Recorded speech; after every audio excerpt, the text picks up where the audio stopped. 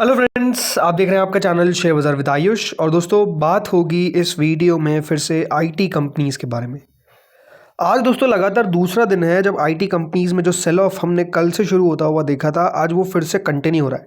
मतलब ऐसा नहीं कि सेल ऑफ पिछले 2 दिनों से ही हुआ है। लगातार आप कह सकते हैं under performance Indian IT companies में आपको देखने को मिल रही है। और अब तो काफ़ी साल हो गए, मतलब 2-4 साल हो गए जब आप नोटिस करेंगे तो कुछ खास मीनिंगफुल मनी जो है वो आईटी कंपनीज़ में नहीं बना है। लेकिन पिछले जो 2 दिन में हुआ है वो ये हुआ है कि इंडियन आईटी कंपनीज़ की हालत अपने आप में बहुत खस्ता हो चुकी है। लगातार दोस्तों गिरावट देखने को मिल रही है। लगातार आप कह सकते हैं सेलिंग प्रेशर जो है वो नो डाउट यहाँ पर आपको माउंट होता हुआ दिख रहा है, बढ़ता हुआ दिख रहा है। तो इस वीडियो में ये समझेंगे कि इस प्रकार की गिरावट आ क्यों रही है, रीज़न क्या है। तो आप लोग दोस्तों देखिएगा वीडियो को पूरा ज़रूर। लेकिन उससे पहले अभी तक अगर अपने चैनल को सब्सक्राइब नहीं किया है, फर्स्ट टाइम विजिट किया है, तो ज़रूर सब्सक्राइब कर लीजिएगा। तो दोस्तों आईटी कंपनीज़ का स्पेसिफिकली जैसे मैंने कहा हाल आज इतना खस्ता है कि सारे शेयर्स जो है वो डाउन जा रहे हैं। कोई शेयर ऐसा नहीं है आपको जो आईटी का मिलेगा ऊपर, राइट। और इसके पीछे का जो मेजर रीज़न है वो बिल्कुल एआई है। इस तरीके से दोस्तों अब एआई इंडियन मार्केट्स में आप कह सकते हैं एक तरीके से कोहराम मचाता हुआ दिख रहा है। आईटी कंपनीज़ में आप हालत ख़राब देख रहे हैं और उसके पीछे का एकमात्र रीज़न जो अभी निकल कर आ रहा है वो है दोस्तों एआई और एआई आर्टिफिशियल इंटेलिजेंस। अपने आप में आप कह सकते हैं आईटी कंपनीज़ में बहुत हावी होती हुई दिख रही है। आज आईटी कंपनीज़ का आप पूरा ये इंडेक्स देखिए, यहाँ पर आपको समझ में आएगा कि क्या हो रहा है।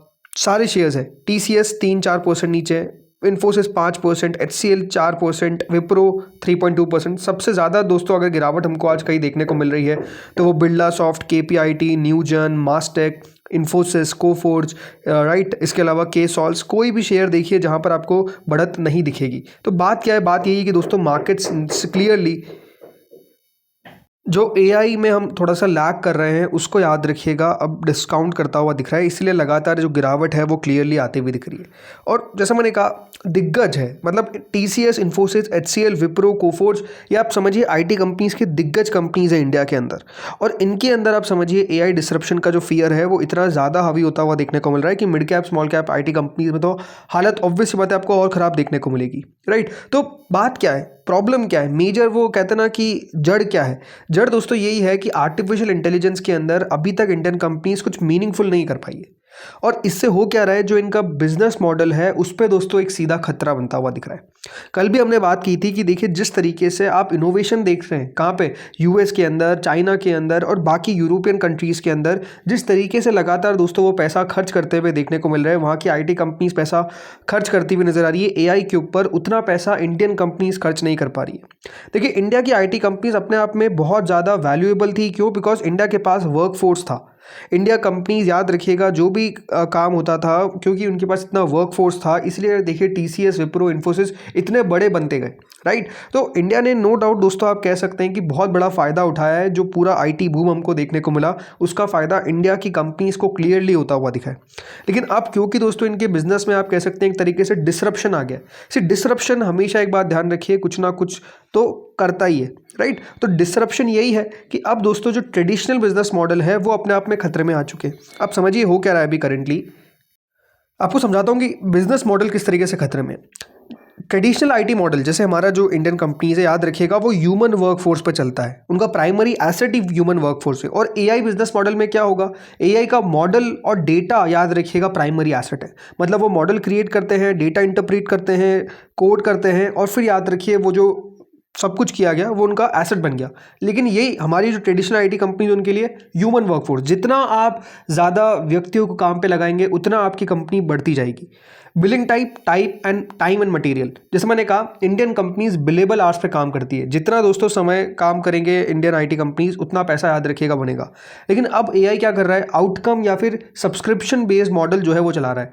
आप अगर मान लीजिए आपको जैसे कि अभी क्लॉड आया, राइट, वो कहता है कि जो भी एआई डॉक्यूमेंट, जो भी आपका लीगल डॉक्यूमेंट्स है वो स्कैन करेगा। उस स्कैन करने के बाद जो भी देखिए समस्या है, जो भी उसका आउटकम है, जो भी चीज़ है वो निकाल के देगा। उसके बाद यहाँ पर जो आउटकम है उसके हिसाब से पैसा जो है वो हम चार्ज करेंगे।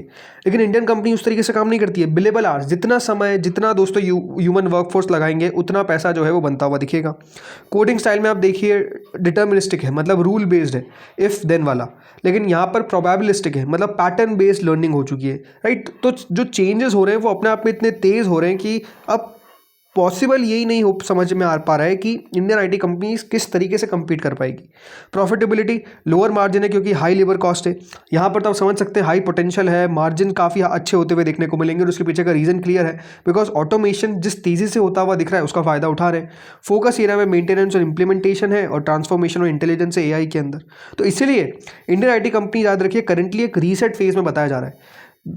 दे अभी भी देखिए manage to 20 to 25 trillion dollar in legacy software. मैं ये नहीं कह रहा कि देखिए इंडियन आईटी कंपनीज का बिजनेस कल से बंद हो जाएगा AI के कारण, नहीं, बट ट्रांजिशन कितनी तेजी से होगा आई थिंक मार्केट्स वो समझ नहीं पा रहा है। इसीलिए आप समझिए लगातार आपको एक गिरावट देखने को मिल रही है, राइट। जिस तरीके से AI स्ट्रैटेजीज नई नई बिल्ड हो रही है, हर दिन अगर आप देखेंगे तो ChatGPT कुछ ना कुछ नया निकाल कर ले आता है। जो ट्रेडिशनल लोग काम कर रहे थे, जैसे अभी आपको मैंने कल भी बताया कि ये जो AI है, अगर ये कोई सोचता है कि इसका सिर्फ असर IT पे पड़ेगा तो वो तो बिल्कुल गलत है। ये बात ध्यान रखिए, AI जो है वो जॉब्स अक्रॉस द सेक्टर्स लेता हुआ दिखेगा। जहाँ पर भी कोडिंग से वर्क ईजिली हो सकता है वो जॉब्स अपने आप में दोस्तों खतरे में। ऐसा नहीं है कि जैसे कि अभी अगर वहाँ पे 100 जॉब्स है तो कल 0 हो जाएगी, ऐसा भी नहीं होने वाला है। कुछ ना कुछ तो आदमी तो लगेंगे ही। और AI हमेशा एक बात ध्यान रखिए 100% तो काम नहीं कर पाएगा और 100% एक्यूरेसी भी हो ये भी नहीं है।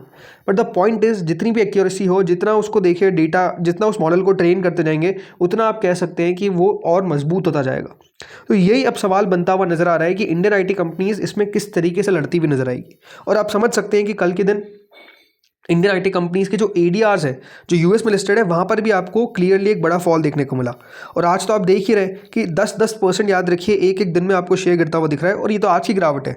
कल ऑलरेडी आप कह सकते हैं कि गिर चुके हैं ये IT इंडेक्स दोस्तों। अगर एक दिन में 5% गिरता हुआ दिख रहा है तो अपने आप में फियर बहुत ज़्यादा है, राइट। फियर बहुत ज़्यादा है कि इन सेक्टर का आगे होगा क्या। मार्केट्स यही अपने आप में दोस्तों सोचते हुए नजर आ रहे हैं।